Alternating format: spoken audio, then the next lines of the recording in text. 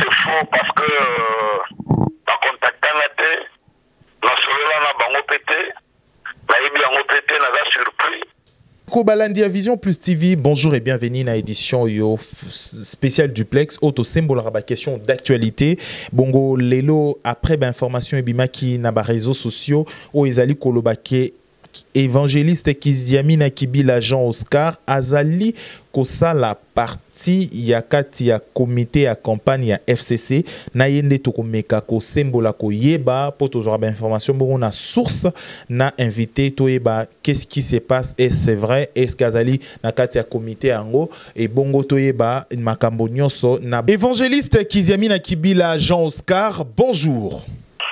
Question à Liboso, les réseaux sociaux alimentés par rapport à la nomination de Otomoni, na papier bimi, na liste bimi, ya FCC, na kati ya comité, ya campagne na bango, na place oyo bato barosolo la kamakam oya religieux, yo mutozali chargé na yango.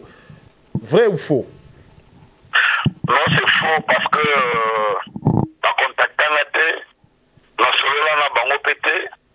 Nayebi yango pété na ga surpris ndenge na mona na ba réseaux sociaux nde balobaki yango moi je suis étonné de voir que la personne est responsable na likamonga na yebité.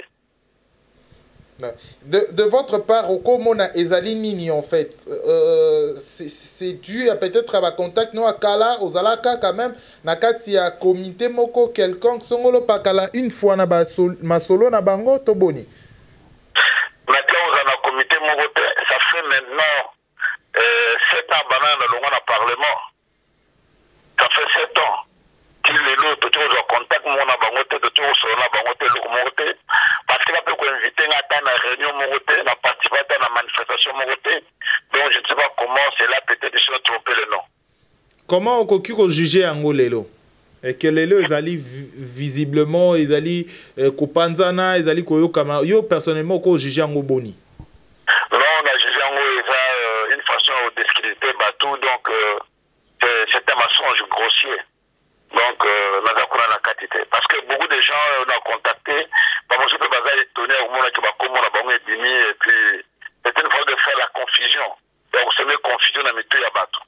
On n'est pas là-dedans, on ne nous a jamais contacté, tout seul l'a pété. S'ils avaient besoin, ils devaient nous contacter, on peut deviner à Bissot. Mais les camotes, ils étaient dans les médias, dans les réseaux sociaux, ils ont ma passe dans son pour l'amboka. D'accord. Et là, on y a recours au Belana, nous battons nyonso barolanda yo à ce net moment, na diaspora comme na Kinshasa awa, par rapport à Makambo ou et l'Obami et dans l'ensemble. Non, le bana battu que ça Makamba Lokuta et d'ailleurs, man passant désolé quand la chaîne à la télévision pour nous démentir la situation wana. Donc pour dire que c'est faux et archi faux, je reste serein dans ma position nangai. Position na yo, mais vous allez candidat député ou est-ce que postuler PK na kati ya compte ya nani moko regroupement FCC?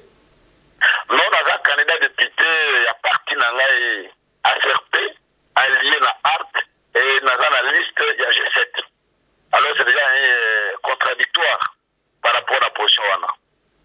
Et dans la mesure où l'élo FCC est engagé, na voix moko est sollicité pour que vous travaillez ensemble. Quelle sera votre réaction?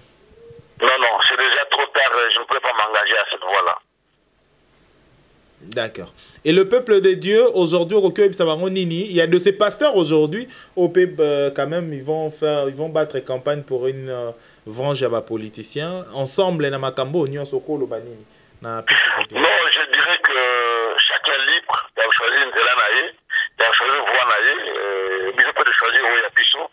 L'essentiel que nous travaillons pour que le Congo dans la Kenya, tous à la Malam, Mboka est à la bien, alternance est à la Manamboka, et tout avancer le Congo Mboka Moussous. Pas là, les autres commis ridiculisés partout, Angola, Congo, Brazzaville, Mboka Nyonso, donc Congo là dans la valeur. Nous voulons qu'un jour, le Congo est tellement et dans la Mboka Malam, tout lié à tout, mais la fête tous à la bien.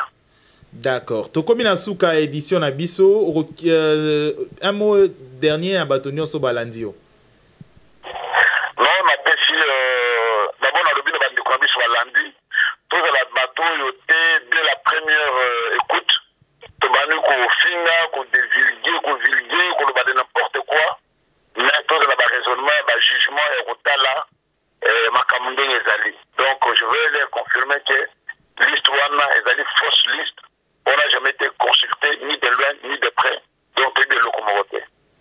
17 ans oyo nyonso oyo président en place à Saline à pouvoir na exécution ba mandat na ye na ba année mususu ezalaki ya ba mandat vraiment légitimité ou parlons de 2001 hein 2001 ti to comme en 2006 to ba élection ba transition et ya qui ont intervenir les sous lelo aujourd'hui d'abord le rôle de l'église na 17 ans oyo est-ce que pendant 17 ans oyo l'église et sali mosala nango esengeli quand même pendant période où il y a 17 ans.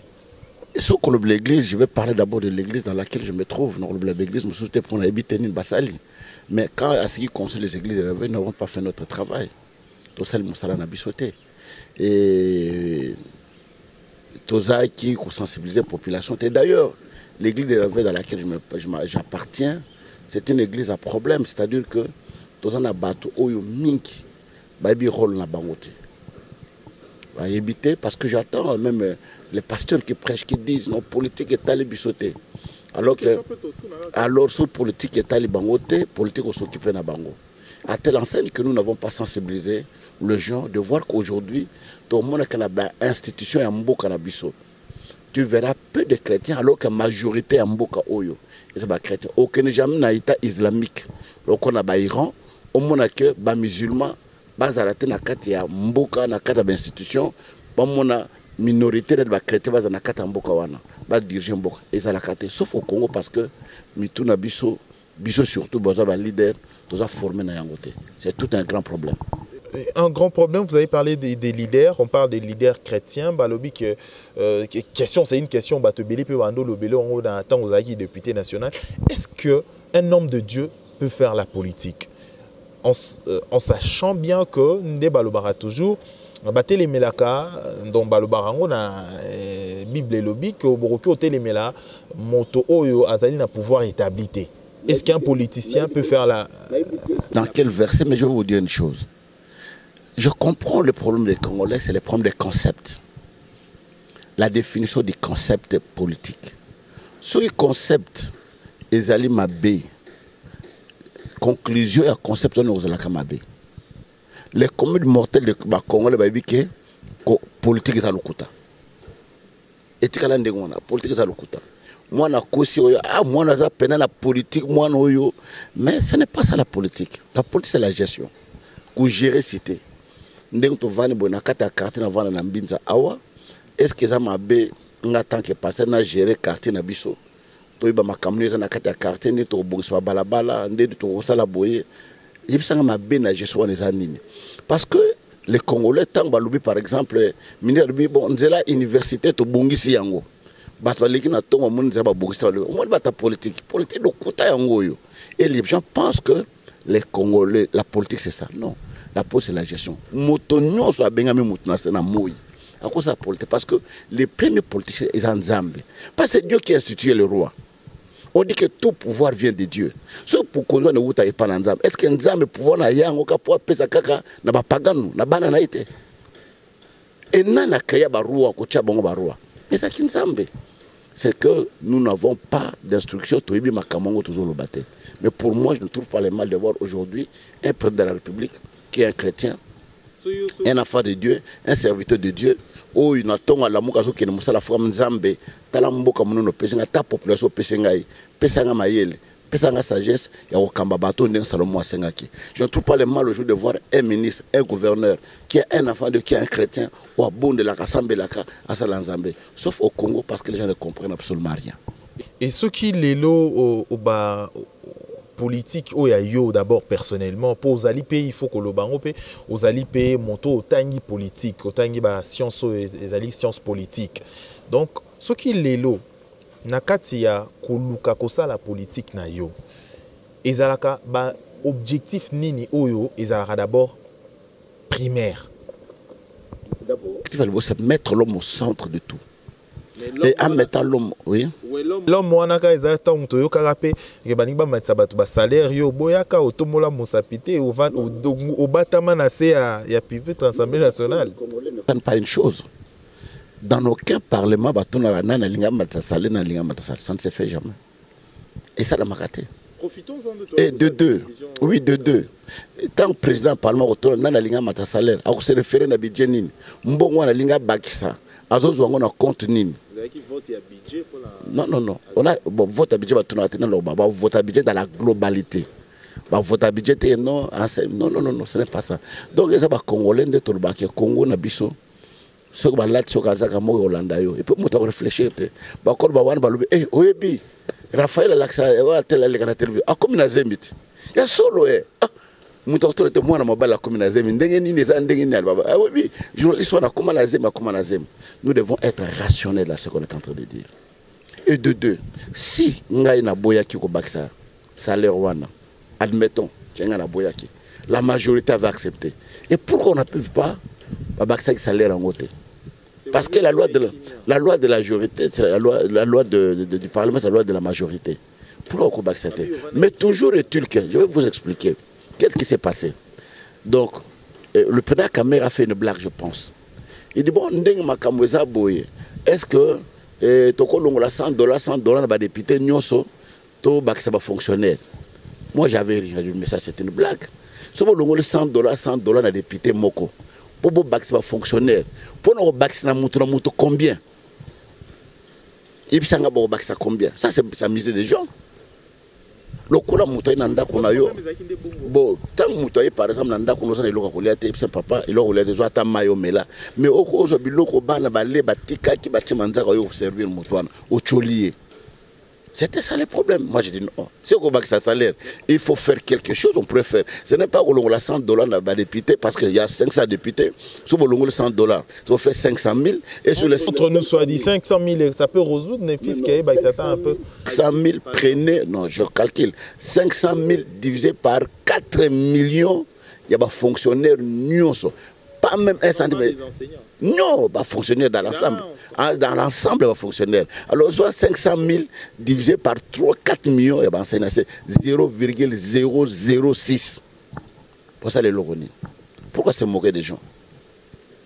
D'accord. Tous anglais, Moussou, Ozali, d'abord, il y a Pasteur Kiziamina. On parle de vous, en fait, personnellement, maintenant. Qu'est-ce que vous avez fait, d'abord, en étant pasteur Ozali Lelo? Ozali peut également politicien. Et là, on a osali d'abord na makambo, on a osali, on a attendu on a CPC, apport na on a katia société, na katia social, na katia l'homme.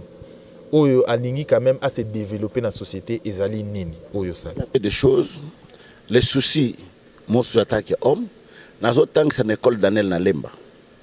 En première primaire, tant dans le diplôme nanga, dans autres temps c'est école Daniel na Lemba, dans autres temps ba na kana autant que ça Lemba. Mukolombo tozo ya mbule beta tozo kataka lamu mwana moka kwena mai alinga kene na sova mwana wana interpeller nga mais pourquoi bana yanga bako kene kotanga kana Lemba bako tanga nanga bate. Ça m'a amené à créer école à ce temps-là. J'étais la deuxième ou la troisième école privée na Ngaba Mobimba, jeune que j'étais à 23 ans. Et l'élo école wana Ngaba na minute tozo lobana yo. Tu peux prendre la caméra. J'ai plus de 900 élèves dans Tongiango en étage, avec 18 salles de classe, plus de 50 quelques professeurs, là, enseignants, au bas de cette école. Ce n'est pas une mince affaire. Na fongu l'école na yolo. L'élo de Tovanyo nanga awa, école à Kalam. J'ai plus de 500 ou 600 élèves au bas de Tangakuna. Na 4 écoles wana. Na salle polyclinique. Et bambet monsieur Zaliwana. Pour nous la polyclinique Moussoussou, pour nous aider tant soit peu population wana. Na sali bilanga, na plateau bateke. O ezo kende, kozo moi fofu moi masangu, ezo akotere na primo ko esengeli pour te peuple alia. Mais na ça nango mingité, o muki na koza nango. Je suis en train de faire quelque chose. Na fongu chaîne la télévision, na fongu chaîne la radio, o na zu bato azali ko sala kuna taya mingi zangi, même $50 ba pesi yeko ko sungaye azo atamwali pa alia. Je pense que na niveau nanga na muki o na za nango je peux faire quelque chose. Et bien, quoi nous na sali avant na comme na politique. Na fongola école na zaki na politique té, na sali polyclinique na zaki na politique té, na sali télévision na zaki na politique té, bilanga na sali on na politique té. Au contraire bana na contre la politique na zumbongo té pour ça makamu no swana. Et si que question zali entre nous soit dit. Ozana 900 élèves n'école Yangaba, 500 élèves, hein? 600. Na école Moussou na Kalamu. Vous allez promoteur, oui, mais comme nous sur les cannes école là. Tout. Oui, maîtriser nous ça. Bafuta à combien? Minerval, ce sujet, je te l'ai dit, tu seras étonné. Na ligne yo ozo caméra au Kenya, para bazolanda, baolanda ngai. C'est 20 000 francs. Mais je te dis. Minerval n'a pas 40 000, 20 000 francs à l'État, 20 000 euros. Donc Minerval, c'est 20 000 francs. Et les orphelins étudient gratuitement. Mais il y a tout le caméra, il y a des journalistes. Il y a caméra, Lelo, Kende, c'est le complément d'enquête. Et d'ailleurs, ce n'est pas 20 000, 40 000 francs, c'est 35 000 francs.